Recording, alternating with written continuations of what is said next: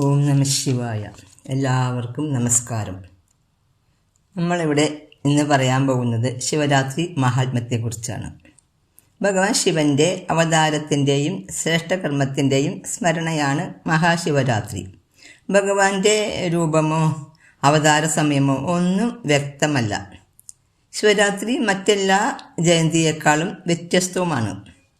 ഭാരതത്തിലെ ശിവക്ഷേത്രങ്ങളിൽ ഭഗവാനെ ജ്യോതിർലിംഗ രൂപത്തിലാണ് പൂജിക്കുന്നത്.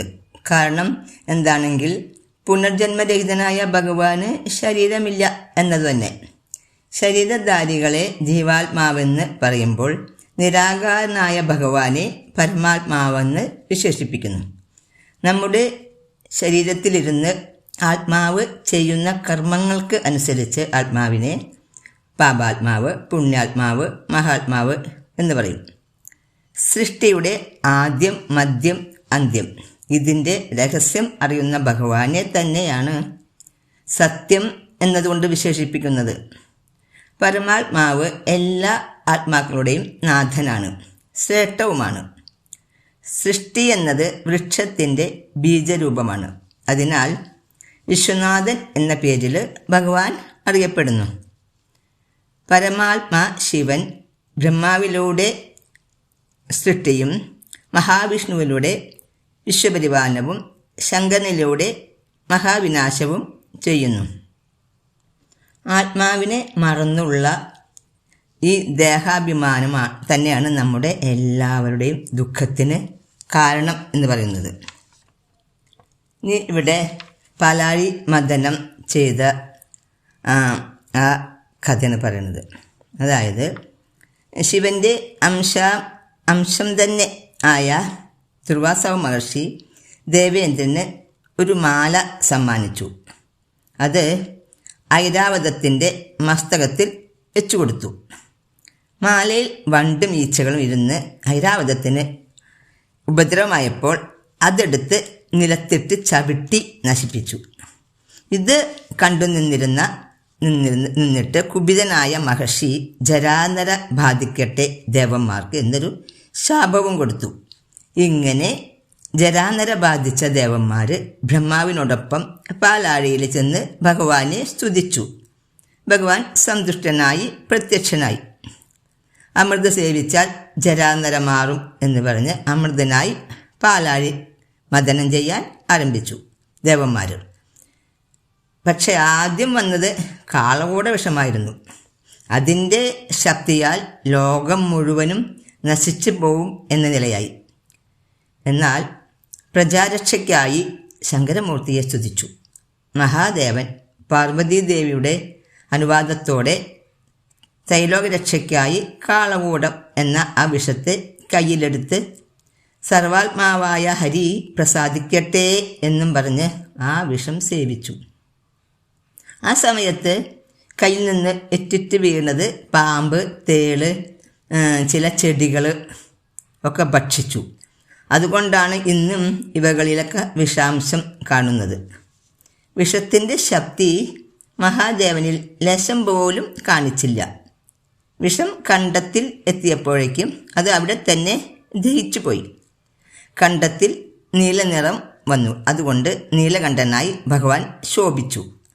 ഇങ്ങനെ ലോകരക്ഷയ്ക്കായി, ലോകനന്മയ്ക്കായി ഭഗവാൻ ഈ കാളകൂട വിഷം സേവിച്ചതിൻ്റെ സ്മരണയ്ക്കായിട്ടാണ് നമ്മൾ മഹാശിവരാത്രി ആഘോഷിക്കുന്നത്.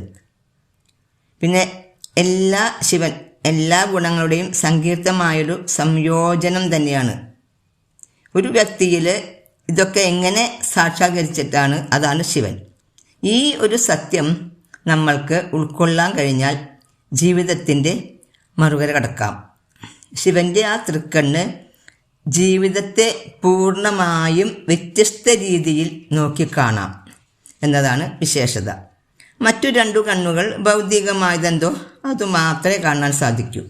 പിന്നെ രാത്രി എന്നത് അജ്ഞാനത്തിൻ്റെയും തമോ ഗുണത്തിൻ്റെയും പാപ ആചാരത്തിൻ്റെയും അടയാളമാണ്. അതായത് ദ്വാപര യുഗത്തിൻ്റെയും കലിയുഗത്തിൻ്റെയും സമയത്തെയാണ് രാത്രി എന്ന് പറയുന്നത്.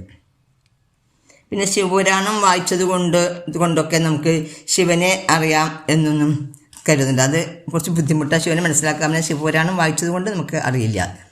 പിന്നെ എല്ലാ ഗുണങ്ങളുടെയും സങ്കീർത്തമായൊരു സംയോജനം ഒരു വ്യക്തിയിൽ സാക്ഷാത്കരിച്ചു പറഞ്ഞില്ലേ ശിവൻ. ആ സത്യം നമ്മൾക്ക് ഉൾക്കൊള്ളാൻ കഴിയുകയാണെങ്കിൽ നമുക്ക് ഒരു പ്രശ്നവുമില്ല. നമുക്ക് പിന്നെ ആ ജീവിതത്തെ പൂർണ്ണമായും നമുക്ക് വേറൊരു രീതിയിൽ നോക്കി കാണാൻ സാധിക്കും എന്നതാണ് വിശേഷത. പിന്നെ ഇതിൽ തന്നെ ഒരു കഥ പറയുന്നില്ല ശിവപുരാണത്തിൽ. ആ ഒരു കഥ പറയാം. അതായത് ശിവലിംഗം എന്നത് ബ്രഹ്മവിഷ്ണു ശിവാത്മകമാണെന്ന് പറഞ്ഞല്ലോ. അതിന് രൂപമില്ലാത്തതാണ്. അത് ഭഗവാന്റെ ഒരു അടയാളം മാത്രമാണ്. ശരിക്ക് ബ്രഹ്മാണ്ടം തന്നെയാണ് ശിവൻ്റെ രൂപം. അത് അണ്ഡാകാരമായതുകൊണ്ട് ശിവലിംഗം അണ്ഡാകാരമായി തീർന്നു.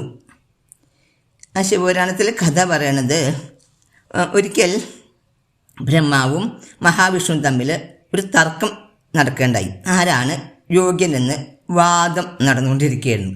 ആ സമയത്ത് അവിടെ ഒരു തേജോധാര ആവിർഭവിച്ചത്രേ. ആ സമയത്ത് അതാണ് ശിവലിംഗമായി മാറിയതെന്നും പറയുന്നു. അതിനൊപ്പം ആ തേജോധാര വന്നതിന് ഒപ്പം തന്നെ ഒരു അശരീരിയും കേട്ടു. നിങ്ങൾ രണ്ടുപേരും തർക്കിക്കേണ്ട, യോഗ്യനെ മനസ്സിലാക്കാൻ ഒരു വഴിയുണ്ട് എന്നായിരുന്നു അശരീരി. ഈ ലിംഗത്തിൻ്റെ മേലറ്റം ഒരാളും കീഴറ്റം മറ്റാളും കണ്ടെത്തി ആദ്യം എത്തുന്ന ആളാണ് യോഗ്യൻ. ഇത് കേട്ട് വിഷ്ണു ഭഗവാൻ കീഴ്പോട്ടും പോയി ബ്രഹ്മദേവൻ മേൽപോട്ടും പുറപ്പെട്ടു. ബ്രഹ്മാവിന് ആരോ ഭഗവാന്റെ മൗലിയിൽ ചാർത്തിയ കൈതപ്പൂ താഴേക്ക് വീണ് കിടക്കുന്നു. അതെടുത്തു വന്ന് മഹാവിഷ്ണുവിനെ കാട്ടി. ഈ കിട്ടിയതിന് സാക്ഷി വേണമല്ലോ, എവിടെ നിന്ന് കിട്ടിയത്? അപ്പോൾ അത് ബ്രഹ്മാവ് തന്നെ പറഞ്ഞു, കൈതപ്പൂ സാക്ഷി പറയുമെന്ന്. ഇത് പറഞ്ഞപ്പോൾ ശിവൻ തന്നെ അവിടെ പ്രത്യക്ഷപ്പെട്ട് കൈതപ്പൂവിനോട്, നീ കള്ളമാണ് പറയുന്നതെന്നും കള്ളം പറയുന്ന നിന്നെ ഇന്നു മുതൽ എൻ്റെ പൂജയ്ക്ക് വർജ്യമാണെന്നും കൈതപ്പൂവിനോട് ഭഗവാൻ പറഞ്ഞു. ഓം നമഃ ശിവായ. ഇനി അടുത്തൊരു വീഡിയോയുമായി നമുക്ക് കാണാം.